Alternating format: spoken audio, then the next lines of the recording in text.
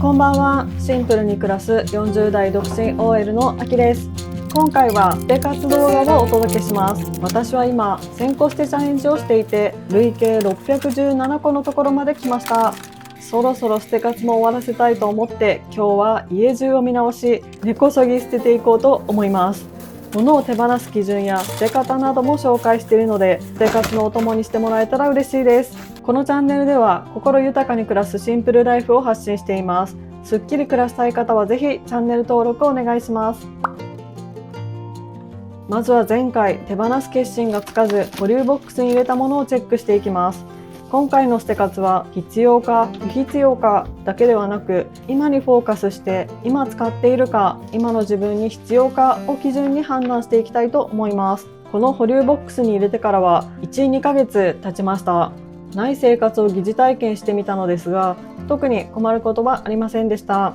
なので全部手放そうと思いますが、一応1個ずつ確認していきます。まずはレジャーシート。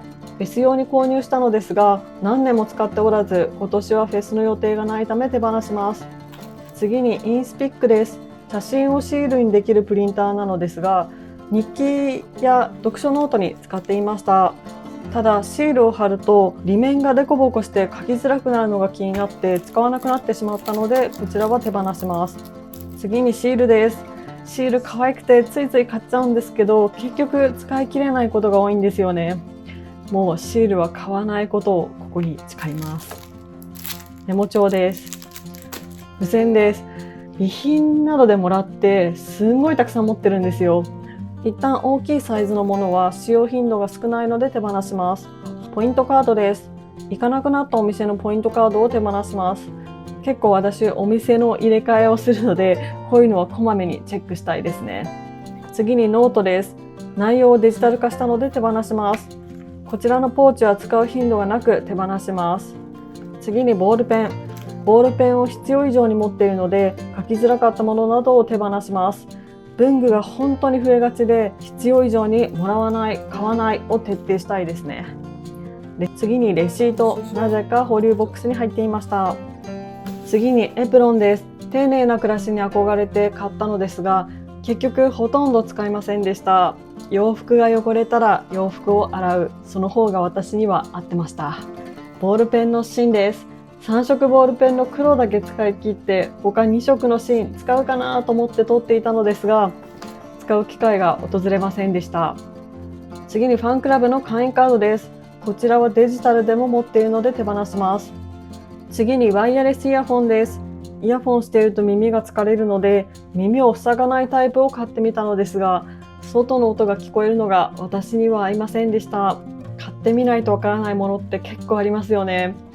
買うときは必要だと思っていたのですが、実際使ってみると自分には合わなかったっていう失敗を未だにちょこちょこしています。次にクッションカバーです。季節に合わせてファブリックを変える暮らしに憧れていたのですが、実際は1回ぐらいしか使いませんでした。可愛いので見ると後ろ髪引かれちゃいます。これは再度保留にします。見ずに捨てればよかったです。次にランチョンマットです。ランチョンマットがあったら素敵だよねと思って購入したのですが、これも全然使いませんでした。でもやっぱり可愛いですよね。これも手放すをやめて今日から使います。で、こっちのランチョンマットは手放してます。こちらのクッションカバーは装着するのがちょっと手間で手放すことにしました。保留ボックスのチェックが終わりました。そしてこちらの収納場所がなく袋に入れていたものもチェックしていきます。まずはコンサート用のうちわ。これはシーズンが古くなってしまったので手放します。コート用の不織布カバーですね。これは新品がまだまだあるので何年か使用したものは手放していきます。次にスーツケースの袋です。床が汚れるのが嫌で取っていたのですが、スーツケースを使った後は拭けばいいので、こちらは手放します。汚れ防止で持っているもの結構あるのですが、汚れたら洗ったり拭いたりすればいいので、そういうものはどんどん減らしていきたいですね。次にファブリック類。これもシーズンで買えたら素敵と思っていたのですが、実際はそんなことはできず、1枚手放して1枚残すことにしました。このあたりのコンサートグッズは7月に使うかもしれないので一旦保留にします。ということで合計24個手放します。右が手放すもので左が残すものです。前回は決断できなかったのですが、時間を置いて客観的に見るとなんで取っといたんだろうって思うものが結構ありました。客観的に見るって大事ですね。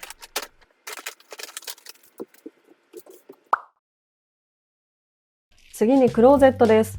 衣替えついでに着ていてもやっとする服を見直していきます。着れなくはないけどなんとなく違和感がある洋服がいくつかありますね。着ていて気分が下がる服は少しずつ手放していきたいと思います。まずはスウェットです。こちらはくたびれてきたので手放すことにしました。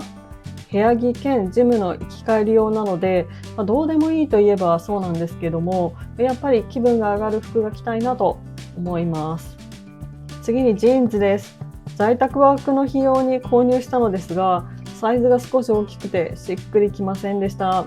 こういうタイプのジーンズはジャストサイズで履くのがいい気がするんですよね。ちゃんと試着して考えて買ったつもりなんですが、洋服の失敗しちゃいますね。次にトップスです。乾燥機使ってないんですけど、なんだか縮んだ気がしてインナーが見えるようになってきたので手放します。次はインナーです。エアリズムのピンクが白 T に透けにくいと見て購入したのですが、個人的には結構透ける気がしていて、透け感が気になるのとエアリズムの夏場のベタつきも気になるので手放します。次に T シャツです。こちらは伸びてきたので手放します。次はベルトです。こちらは穴が大きいからかカジュアルに見えるのがもやっとするので手放します。これもちゃんと試着したんですけど、なんでですかね。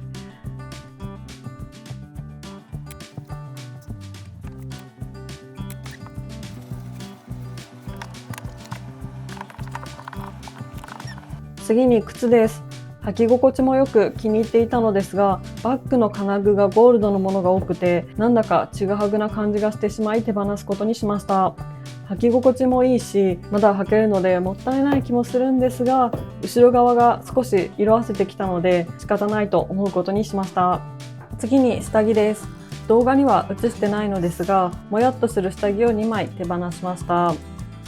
はい、手放す洋服たちです。若干もやる洋服はあるものの、全部手放しちゃうと本当に着る服がなくなっちゃうんで、一旦このぐらいにしておきます。洋服に関しては全部お気に入りにするっていうのは本当に難しいですね。続いてクローゼットの棚もチェックしていきます。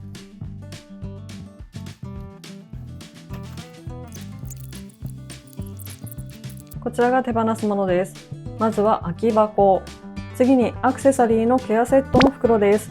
袋に入っていると存在を忘れて使わなくなってしまうので、中身を取り出して袋だけ手放します。ハイジュエリーの袋だとなんだかもったいない気がしてしまうのですが、そういうものを取っておくとキリがなくなってしまうので、勇気を出して手放します。次にアクセサリーを磨くクロスです。同じ用途のものを何枚も持ってても仕方ないので、1枚残して残りを手放すことにしました。次にアクセサリーの取扱説明書かな。こちらはもう読まないので手放します。袋とかショッパーもたくさんあったので1つ手放します。クローゼットは以上です。クローゼットはこまめに断捨離していたつもりですが、見直してみると結構ありました。次に洗面です。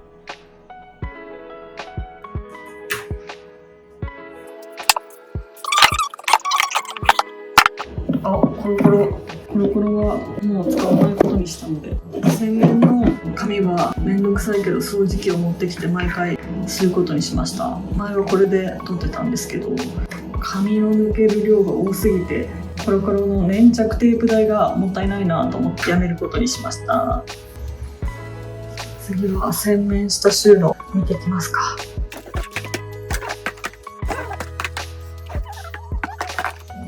これいらないわ。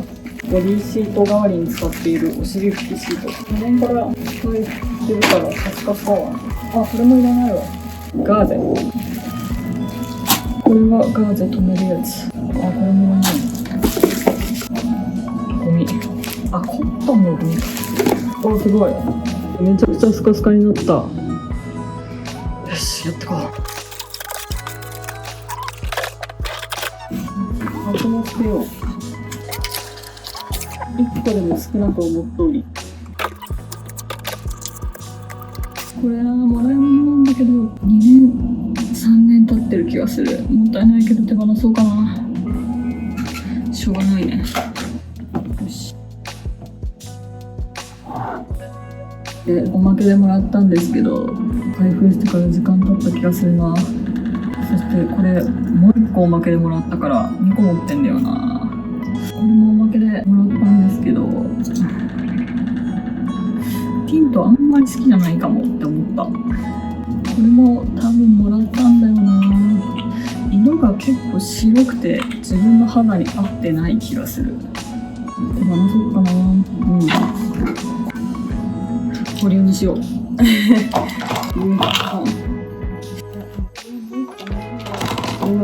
手放そう。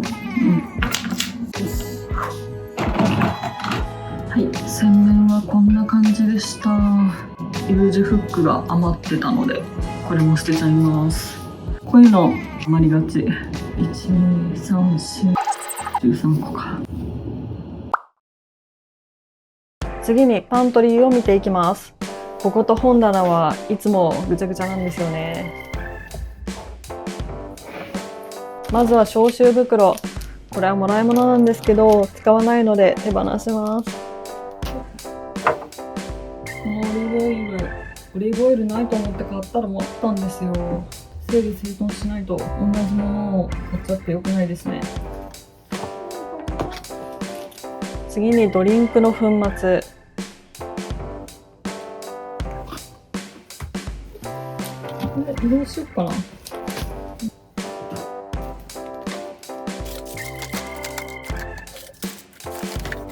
次にクリップです。たくさん持ってるので一部減らします。これ捨てます。入り切ったから箱も捨てます。次に収納ボックスです。使うかなと思って取っていたのですが、使わなかったので手放します。これはメルカリ資材ですね。汚い家に住む人ほど多く持っているものの一つが紙袋らしくて、我が家にも漏れなくたくさんあります。以前ゼロにしたことがあるのですが、何かと困ることが多くて、それから紙袋を貯めがちです。今回手放すものはメルカリなどで売れそうなものは売りたいと思っているので、売り切れたらまた改めて袋類を整理したいなと思っています。今までは捨て活で出た不要品をほぼ処分していたのですが、最近ネットフリックスの今すぐ購入、購買意欲はこうして操られているというドキュメンタリーを見て、廃棄物がどれだけ自然汚染や健康被害につながっているのかを知って、なるべく譲れるものはメルカリなどで次の人につなげたいなと思いました。パントリーもそれなりに手放すものがありました。本当に不要品が多くて疲れちゃう。袋類はこのぐらい手放すことにしました。すごいすっきり。こっちもすっきり。ここもすっきり。次に冷蔵庫です。賞味期限が切れた調味料を手放します。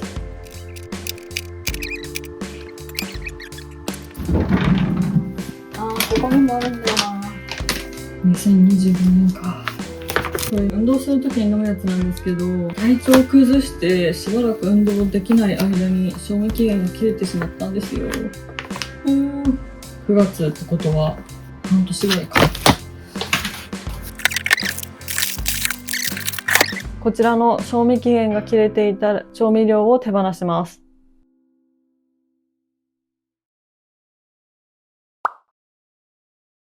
最後は本棚です。いつもぐちゃぐちゃでやだな。こちらは講習で使ったテキストを手放します。講習終わったのにずっと取ってました。次に雑誌です。こちらは読み終わったので手放します。ポストカード、同じのを何枚か持っているので誰かにあげたいと思います。次にノートです。こちらは読書ノートなんですけど、残したいものはデジタルで残すことにして、ノート自体は手放すことにしました。断捨離ついでにいつかやらなきゃと思っていた収納ボックスの中身を整理していきます。ラベリングってあんまり好きじゃないんですけど、小物類はいつも何かしら探していることが多いので、今回はちゃんと分類していきます。めっちゃ綺麗になりましたね。これで探し物の時間が減るはずです。行き場がなかったお香も入って、かつ1箱開いてめっちゃ嬉しい。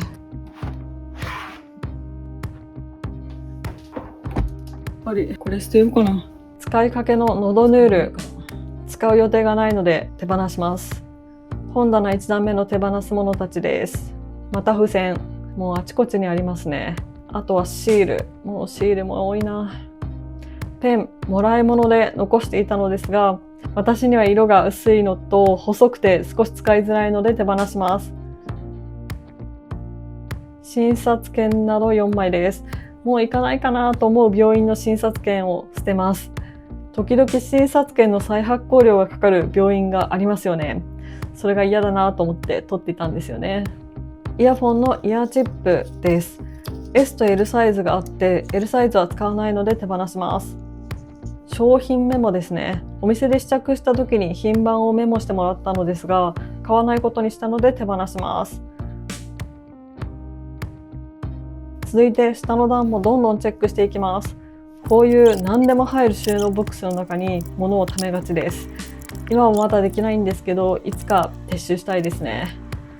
ボックスの中の手放すものたちです。名札とゴミですね。名札はアイドルのオフラインイベントで使うかなと思っていたんですけど、使わなかったので手放します。区の健康診断です。これは別で受けるので手放します。次にデコラッシュと修正機と入ってた袋ですね。手帳デコしたいなと思って買ったものの、なくても特に困らないのと、デコシールがないなと思うと進まなくなってしまうので、もういっそのことなくすことにしました。シリアルコードです。使い終わったので処分します。これは帯ですね。いらないので捨てます。袋、これも使わないので捨てます。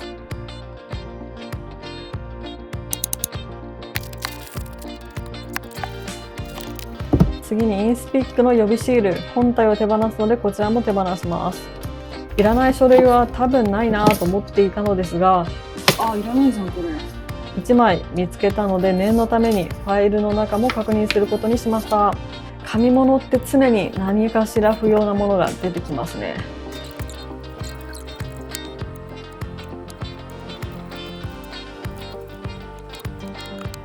はい、こちらが手放すものです。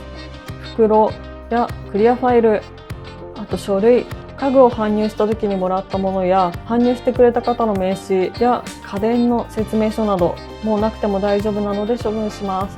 次に下敷き、これはマツコの知らない世界などで紹介されていたのですが、私には使いづらかったですね。次が展示会でもらったスタンプシートです。思い出のものではあるんですけれども、特に使用用途がないので手放します。最後がノートです。最後まで使い切れず、メモとかに使うかなと思って取っていましたが、使う予定がないので手放します。リビング収納の手放すものたちです。結構いらないものありました。今回手放すものが全部で144個でした。前回までが617個だったので、累計761個になりました。今回800個まで行きたいと思っていたのですが、あと39個足りず行きませんでした。ということで、保留にしていたものがいくつかあったのですが、動画を編集している中で今使ってないのになんで保留にしてんだろうと気づいたので、今からそれらを手放します。やっぱり一歩引いてみるというか、時間を置いてみるっていうの大事ですね。まずはバッグ2個。A4 サイズバッグを用途別に3個持っているのですが、これを1個にしたくて3つの用途を兼ね備えたバッグを探していました。ようやく理想のものが見つかったので、それを買うまでに使う1個を残して残り2個を手放します。これはなかなかの決断でした。バッグって高かったっていうのと、売るときはあんまりいい値がつかないので、数年決断できなかったんですよね。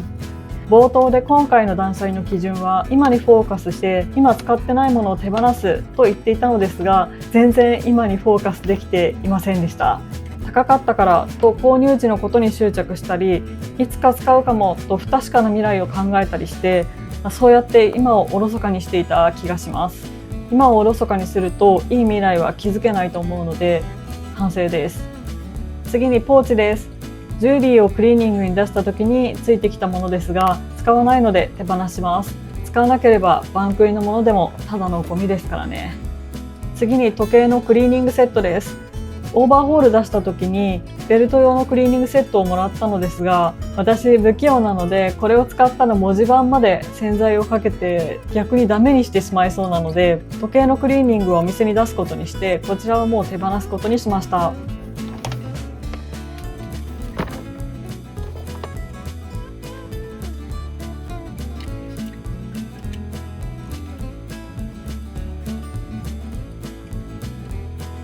次に片方なくなった靴下です。靴下は3セット同じものを買っているので、1足なくなっても使えなくはないんですけれども、1足だけ残っているのが気になるので手放します。前回保留にしたものを入れた袋を再度チェックします。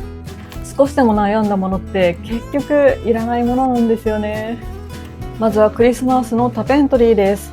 一旦は保留にしたのですが、昨年飾らなかったので多分今年も飾らないと思うので手放す決心がつきました。次にクッションカバーです。こちらも今使っていないので手放す決心がつきました。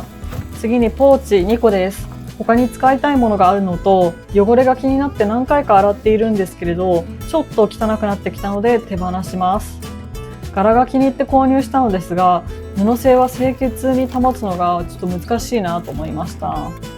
今後は布製は買うのはやめようかな。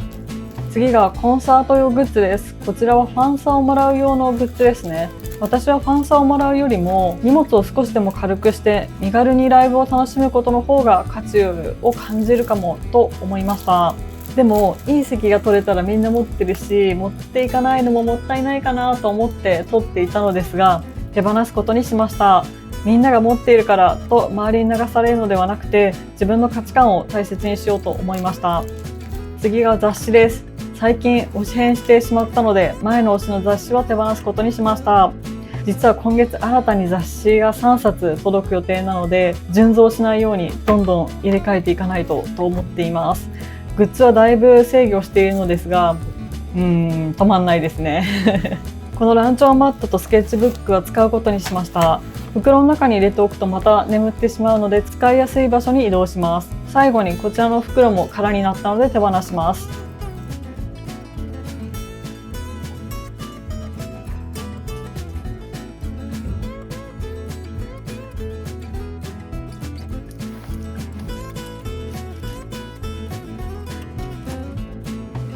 クローゼット追加分の手放すものです。結構ありましたね。1回目が甘すぎました。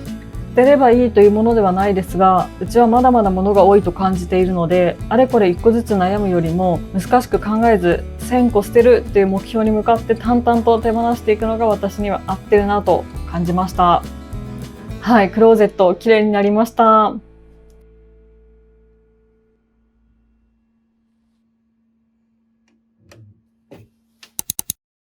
次が洗面です。まずはグロスを手放します。悩んだ末に保留にしたのですが、香り付きのグロス、やっぱりあんまり好きじゃないなと思って手放します。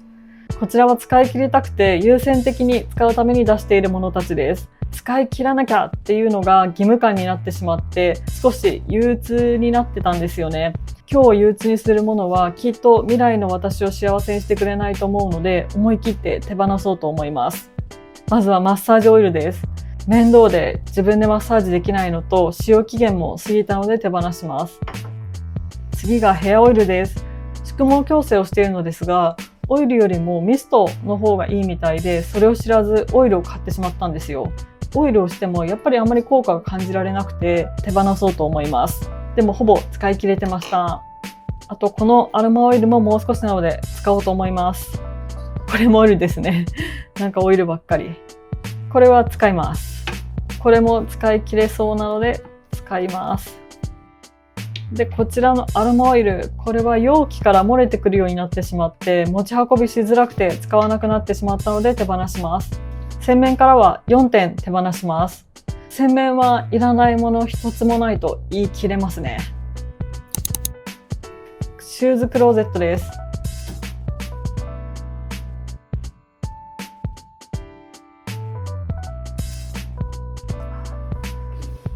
まずは靴ひも。スニーカー買った時についてきたものですが、グレーは使わないので手放します。次がヨガマットの持ち運び用バッグ。ヨガは多分もうやらないので手放します。最近はもっぱらマシンピラティスですね。この2点を手放します。本棚です。ここ一体手放すことにしました。まずはノートです。これも微妙に使い切れてないんですよね。使うかなと思って取っていたのですが、全く使っていなかったので手放します。次がクリーンネスと資格の教材と雑誌です。もう一回ちゃんと読んでから手放したいと思っていたのですが、そう思い続けて気づけば半年ぐらい経っていました。多分読まないので手放すことにしました。そして本です。こちらも読み返したいと思って取っていたのですが、今現在全く読み返す予定がないので手放します。もし読み返したくなったらまた買おうと思います。大体のものは買えるので、もし必要になったらと考えるのはやめようと思います。次がプリントです。これは本を手放すときに覚えておきたい部分を印刷したのですが、読み返したこと結局1回もないので、これを機に手放そうと思います。だいぶすっきりしました。本棚は終わりです。本棚いつも物がぎゅうぎゅうで、開けるたびに憂鬱な気分になっていたので、心がすっきりしました。